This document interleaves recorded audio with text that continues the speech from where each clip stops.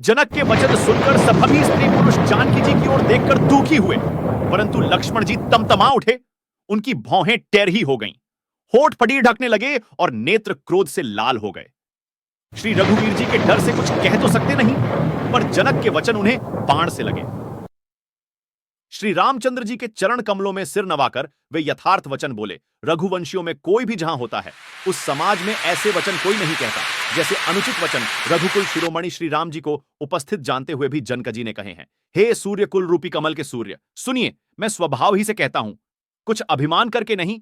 यदि आपकी आज्ञा पाऊं तो मैं ब्रह्मांड को गेंद की तरह उठा लूं और उसे कच्चे गड्ढे की तरह खोद डालूं। मैं सुमेरु पर्वत को मूली की तरह तोड़ सकता हूं। हे भगवान, आपके प्रताप की महिमा से यह बेचारा पुराना धनुष तो कौन चीज है, ऐसा जानकर हे नाथ, आज्ञा हो तो कुछ खेल करूं। उसे भी देखिए, धनुष को कमल की डंडी की तरह चढ़ाकर उसे 100 योजन तक दौड़ा लीला जा चाप दौड़ा लिए चला जाऊं। हे नाथ, आपके प्रताप के बल से धनुष को कुकुरमुत्ते की तरह तोड़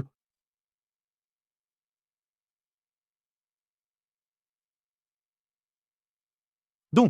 यदि ऐसा ना करूं तो प्रभु के चरणों की शपथ है, फिर मैं धनुष और तरकस को कभी हाथ में भी ना लूंगा। जो ही लक्ष्मण जी क्रोध भरे वचन बोले कि पृथ्वी डगमगा उठी और दिशाओं के हाथी कांप गए।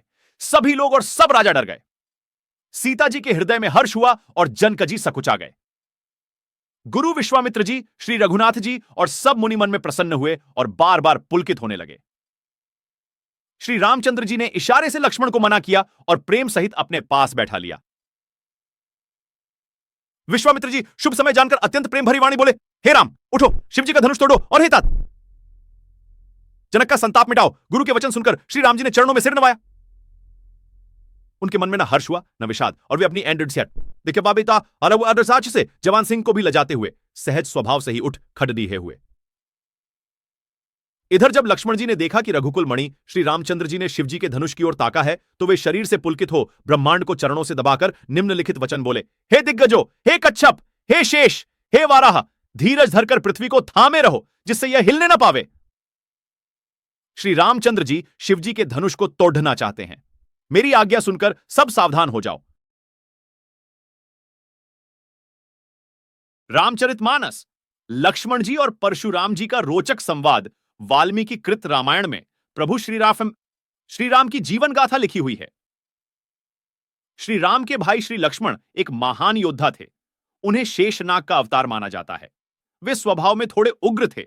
उनके इसी स्वभाव के कारण उनकी कुछ लोगों के साथ रोचक बहस हो जाती है। रामचरितमानस में उनकी परशुराम से हुई बहस का रोचक वर्णन मिलता है। आओ जानते हैं उनकी परशुराम से बहस के बारे में संक्षिप्त में। लक्ष्मण और परशुराम संवाद।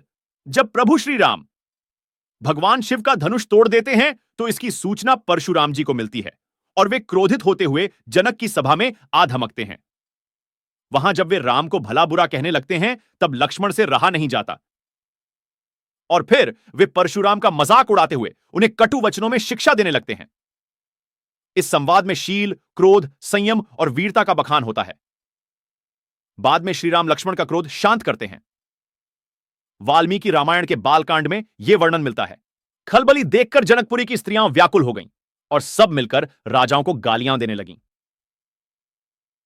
उसी मौके पर शिवजी के धनुष का टूटना सुनकर भृगुकुल रूपी कमल के सूर्य परशुराम जी आए। परशुराम जी का भयानक वेश देखकर सब राजा भय से व्याकुल हो उठ खड़े हुए और पिता सहित अपना नाम कह कहकर सब दंडवत प्रणाम करने लगे, जिस कारण सब राजा आयत में आओ जाए थे। राजा जनक ने वे सब समाचार कह सुनाए। जनक के वचन सुनकर परशुराम जी ने फिरकर दूसरी ओर देखा तो धनुष के टुकड़े पृथ्वी पर पड़े हुए दिखाई दिए। अत्यंत क्रोध में भरकर वे कठोर वचन बोले, रे मूर्ख जनक, बता धनुष किसने तोड़ा? उसे शीघ्र दिखा, नहीं तो अरे मूढ़, आज मैं जहां तक तेरा राज्य है वहां तक की पृथ्वी उलट दूंगा।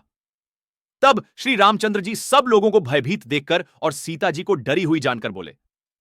उनके हृदय में न कुछ हर्ष था न विषाद। हे नाथ, शिव जी के धनुष को तोड़ने वाला आपका कोई एक दासी होगा? क्या आज्ञा है, मुझसे क्यों नहीं कहते?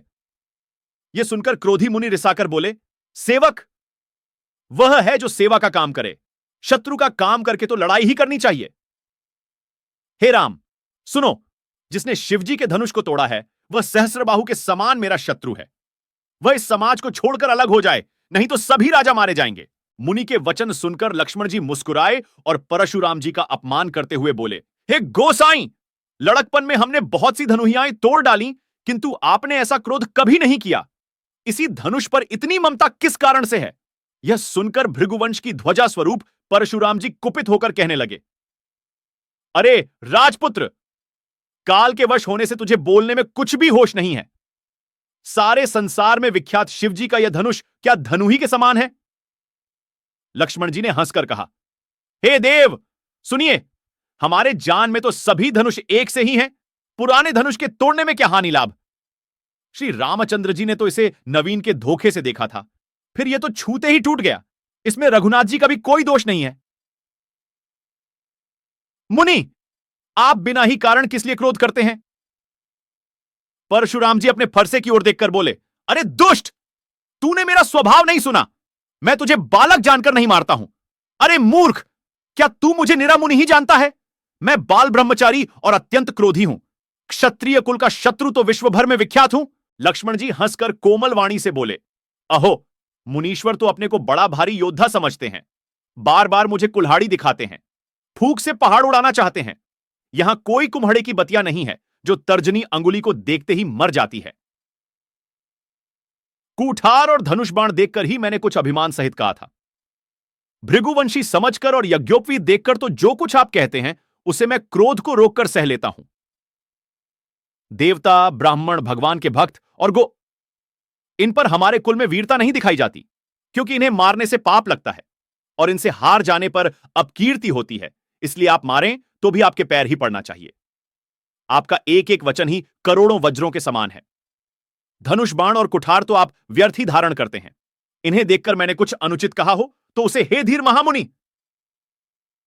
क्षमा कीजिए। यह सुनकर भृगुवंशमणि परशुराम जी क्रोध के साथ गंभीर वाणी बोले, हे विश्वामित्र, सुनो, यह बालक बड़ा कुबुद्धि और कुटिल है।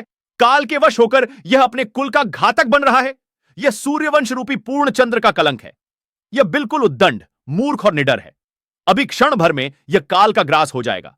मैं पुकार कर कह देता हूं, फिर मुझे दोष नहीं है। यदि तुम इसे बचाना चाहते हो तो हमारा प्रताप, बल और क्रोध बतलाकर इसे मना कर दो। लक्ष्मण जी ने कहा, हे मुनि, आपका सुयश आपके रहते दूसरा कौन वर्णन कर सकता है? आपने अपने ही मुंह से अपनी करनी अनेकों बार बहुत प्रकार से वर्णन की है। इतने पर भी संतोष न हुआ हो तो फिर कुछ कह डालिए। क्रोध रोककर असह्य दुख मत सहिए। आप वीरता का व्रत धारण करने वाले, धैर्यवान और क्षोभ रहित हैं। गाली देते शोभा नहीं पाते। शूरवीर तो युद्ध में करनी करते हैं, कहकर अपने को नहीं जनाते। शत्रु को युद्ध में उपस्थित पाकर कायर ही अपने प्रताप की डींग मारा करते हैं। आप तो मानो काल को हांक लगाकर बार बार उसे मेरे लिए बुलाते हैं। लक्ष्मण जी के कठोर वचन सुनते ही परशुराम जी ने अपने भयानक फरसे को सुधारकर हाथ में ले लिया और बोले, अब लोग मुझे दोष न दें। यह कड़ुआ बोलने वाला बालक मारे जाने के ही योग्य है।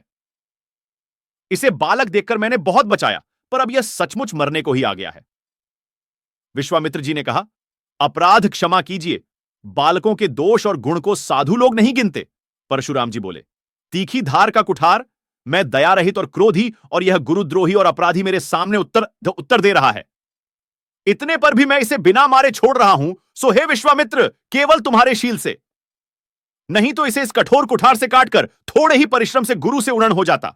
यह सुनकर लक्ष्मण जी ने कहा, हे मुनि, आपके शील को कौन नहीं जानता? वह संसार भर में प्रसिद्ध है। आप माता पिता से तो अच्छी तरह उड़न हो ही गए, अब गुरु का रारण रहा, जिसका जी में बड़ा सोच लगा है। हम मानो हमारे ही मत्थे काढ़ा था। बहुत दिन बीत गए, इससे ब्याज भी बहुत बढ़ गया होगा। अब किसी हिसाब करने वाले को बुला लाइए तो मैं तुरंत थैली खोलकर दे दूं। लक्ष्मण जी के कड़ुए वचन सुनकर परशुराम जी ने कुठार संभाला। सारी सभा हाय हाय करके पुकार उठी, हे भृगुश्रेष्ठ, आप मुझे फरसा दिखा रहे हैं? पर हे राजाओं के शत्रु, मैं ब्राह्मण समझकर बचा रहा हूं, अन्यथा आपको कभी रणधीर बलवान वीर नहीं मिले हैं? हे ब्राह्मण देवता, आप घर ही में बड़े हैं।